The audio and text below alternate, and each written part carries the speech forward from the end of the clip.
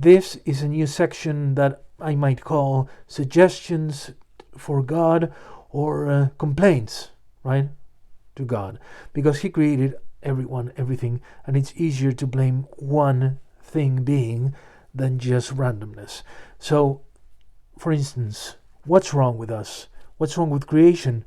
Sneezing when you're eating something, when your mouth is full of a delicious nourishment that you are enjoying in company or alone, and then you feel like sneezing, right? Because there's something in the air, or just some cayenne pepper that just visited your nose, and you feel like sneezing.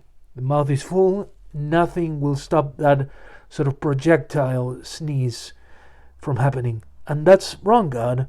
Fuck you, God. Come on. You have to correct that. It's not good.